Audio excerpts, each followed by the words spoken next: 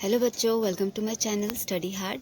आज हम लोग करने जा रहे हैं क्लास 6 का इंग्लिश का सप्लीमेंट्री बुक का last chapter a pact with the sun का एक समरी। ठीक है, ये फुल लाइन बाय लाइन नहीं होगा, ये बस एक समरी होगा इस चैप्टर में। वैसे स्टोरी क्या है, ठीक है, तो इस चैप्टर में होता ये है। अच्छा, अ पैक्ट विद द सन, इस टाइटल का मतलब है, पैक्ट का मतलब होता है एग्रीमेंट। इस स्टोरी में ना एक सईदा नाम की लड़की होती है जिसकी माँ बीमार होती है। सईदा मतलब सन के साथ कुछ एग्रीमेंट करती है, जो इस स्टोरी में हमें पता चलेगा। ठीक है, पैक्ट का मतलब होता है एग्रीमेंट करना। तो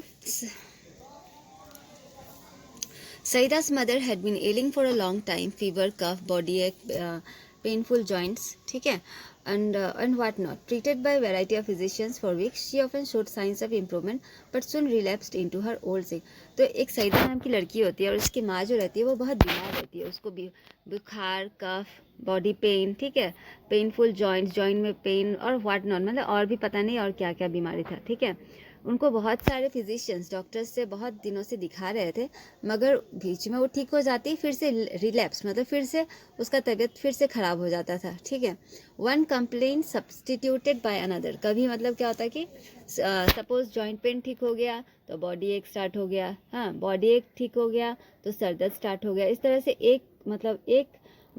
एक कंप्लेन दूसरा चीज़ को सब्सटीट्यूट कर रहा था। ठीक है, too weak and colourless she was forbidden. वो बहुत वीक थी और कलरलेस थी, मगर उसको मना किया जा रहा था। बहुत पेल हो गया था उसका चेहरा, बीमार थी, इसलिए यहाँ पे कलरलेस बताया जा रहा है।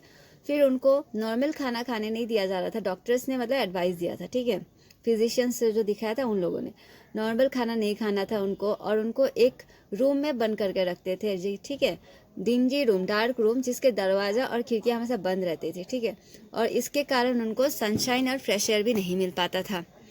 फिर आगे देखते हैं। When she became critical, her relatives and neighbors persuaded her to consult a specialist, even though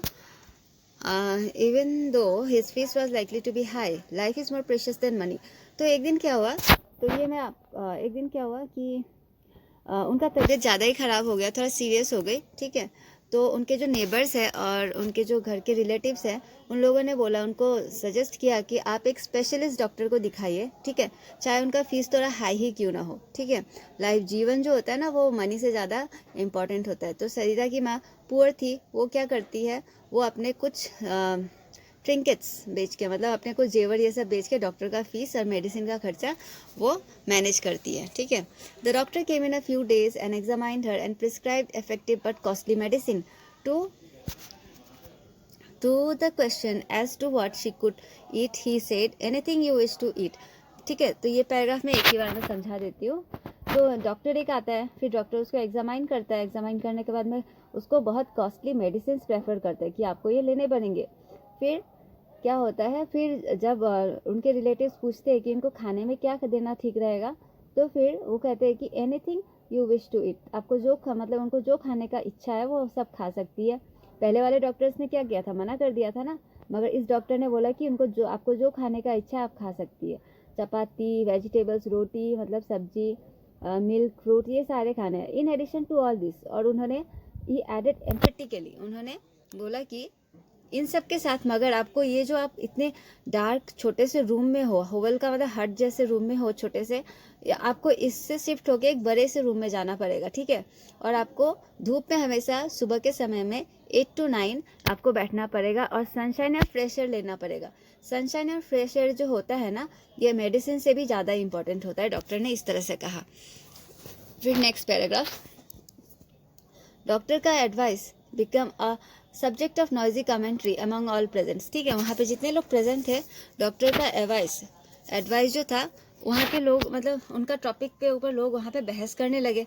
कुछ लोग तो माने कि हाँ, सईदा की माँ को फ्रेश एयर और ये मिलना चाहिए, और कुछ लोग तो नहीं मान रहे थे कि नहीं मिलना चाहिए। वो लोग सोच रहे थे कि पता नहीं सईदा की माँ को क्या हो गया, कहीं ये कम्युनिकेबल डिसीज़ तो नहीं है, उनसे किसी को फैल तो नहीं जाएगा। ठीक है, इसलिए वो लोग झगड़ रहे थे। तो उनमें से एक एक्सपीरियंस लेडी बोलती है कि सईदा को माँ को बाहर में, इनका जो इतना क्रॉनिक कफ है, इतना पुराना कफ है, इतना खांसी है ना, और उनका तबीयत भी ठीक नहीं, इनको बाहर में ऐसे बैठाना, फ्रेश एयर में बैठाना ठीक नहीं रहेगा। तो इस बात पे उनके साथ एक यंग नेबर रहता है, वो उसके साथ झगड़ लेता है, ठीक है। वो कह रहा था कि नहीं, सईदा की माँ के लिए बाहर में बैठना ठीक रहेगा।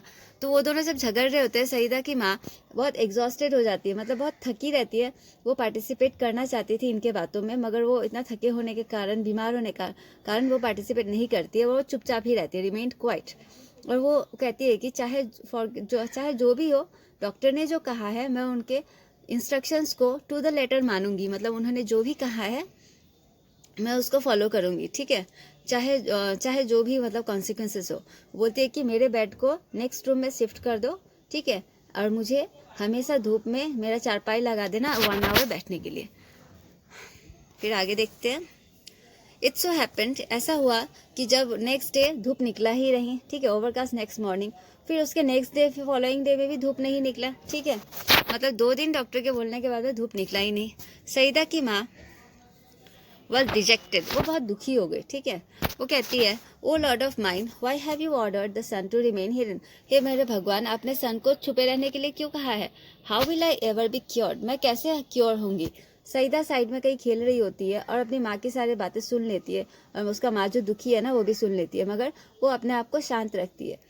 फिर दोपहर के समय में क्या होता है, तभी सईदा की नज़र एक स्पॉट पे पड़ती है जहाँ पे हल्का हल्का सा धूप आ रहा होता है उनके कोर्टयार्ड में, आंगन में। तभी वो दौड़ के घर में जाती है और मम्मा को बोलती है कि मम्मा देखो, सूरज धूप आ गया हमारे आंगन में, तुम बैठ सकती हो। तभी वहाँ पे जो और लोग बैठे होते हैं ना, उन लोगों ने वो लोग बोलते हैं, नो, अभी तुम्हारी माँ बाहर नहीं बैठ सकती, ये तो अब तो दोपहर हो गया ना, अभी बहुत ठंडा हवा बह रहा है और बहुत लेट भी हो गया, डॉक्टर ने तो सुबह बैठने बोला था।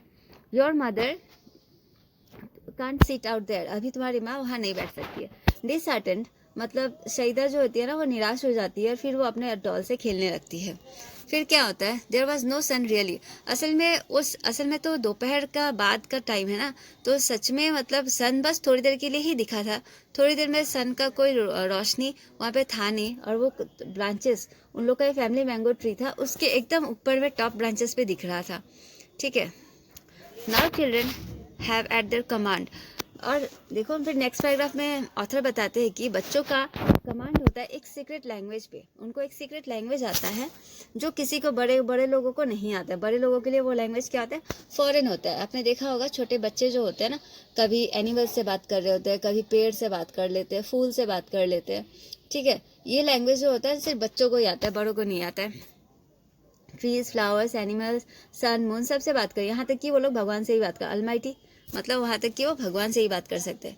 यूजिंग दैट स्पेशल लैंग्वेज, ये स्पेशल लैंग्वेज यूज़ करते हुए सईदा ने एक लास्ट रे ऑफ सन, मतलब सूरज का एक रोशनी जस्ट डूबने ही वाला था, तो उसको वो मार्क करती है, बोलती है कि डियरेस्ट सिस्टर, वो सूरज का रोशनी को डियरेस्ट सिस्टर कहती है, do come tomorrow with lots of warm and happiness, please कल आना, बहुत सारा गर्मी और ब्राइटनेस लेके आना, ठीक है। यू सी, आप देख रहे हो ना मेरी मम्मी का इतने बीमार है और उन्हें आपका हेल्प चाहिए, ठीक है, वो इस तरह से बोलती है।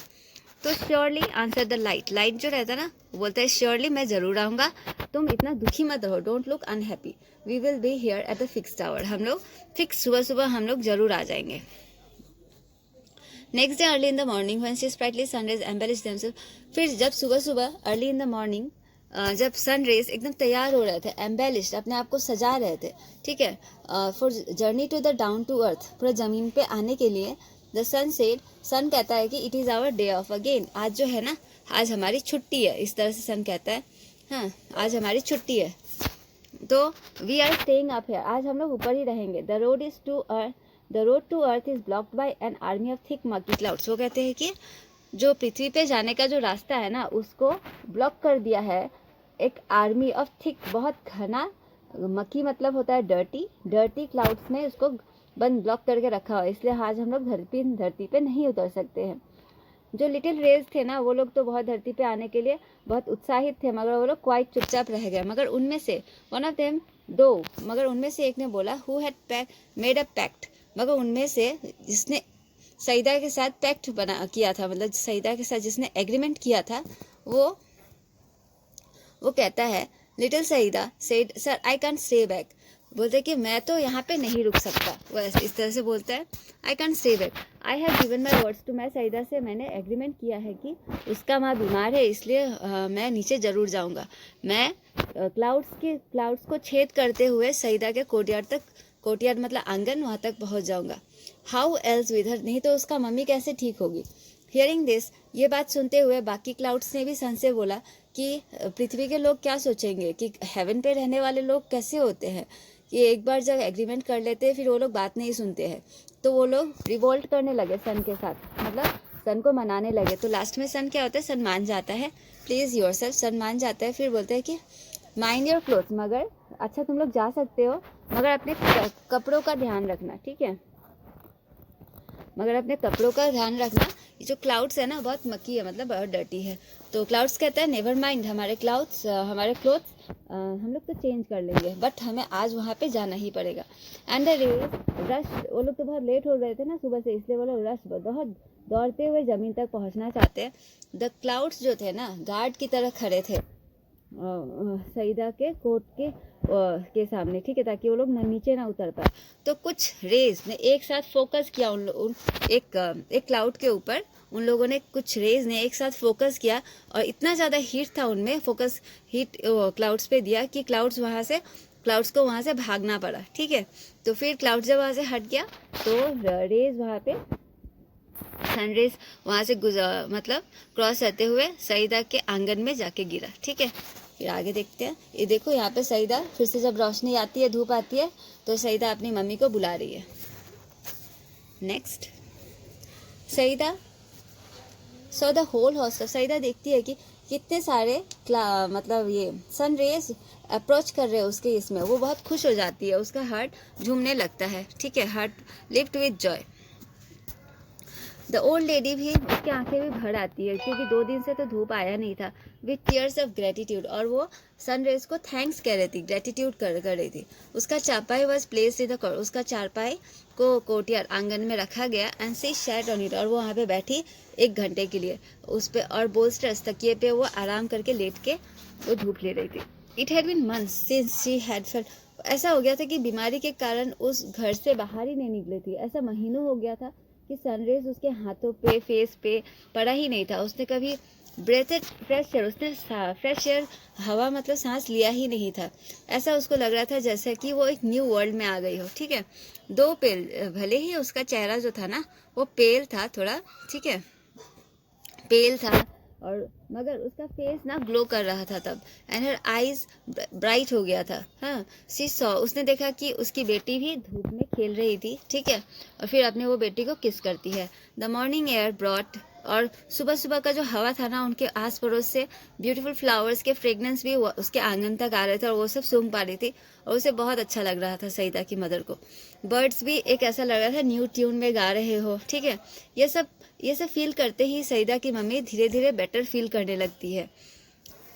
अच्छा, फिर तो कुछ दिनों बाद ऐसा होता है कि वो पूरी अच्छी तरह से रिकवर हो जाती है, ठीक हो जाती है। मगर फिर भी वो ठीक होने के बाद भी वो आज भी फॉलो करती है डॉक्टर्स का एडवाइस। हाँ, an hour of sunlight and lung full of fresh air every day, वो रोज़ बाहर धूप में बैठती है और रोज़ एकदम अपना लंग्स का मतलब तो फेफड़ा होता है ना, मतलब वो बहुत टाइम अच्छे से बैठ के एकदम फ्रेश एयर लेती है, ठीक है। तो ये था आपका स्टोरी। आशा करती हूँ आपको ये स्टोरी समझ में आ गया हो, ठीक है। इस स्टोरी का जो राइटर है ना वो है जाकिर हुसैन, जिसको असल में इन्होंने उर्दू में लिखा था, मगर यहाँ पे आप लोग को इंग्लिश में ट्रांसलेट करके दिया गया है और थोड़ा सा मॉडिफाई भी कर दिया, मतलब थोड़ा सा चेंजेस ला दिया होगा, ठीक है। तो आशा करती हूँ आप लोग को ये चैप्टर समझ में आ गया हो। अगर चैप्टर समझ में आया है तो मेरे चैनल को ज़रूर लाइक करिएगा। Thank you. और एक बात, इसका क्वेश्चन आंसर्स मैं प्लेलिस्ट में डाल दूँगी, आप चेक कर लेना। क्वेश्चन आंसर्स भी बहुत छोटे करके दिए हैं ताकि आप लोग अच्छे से लर्न कर सको।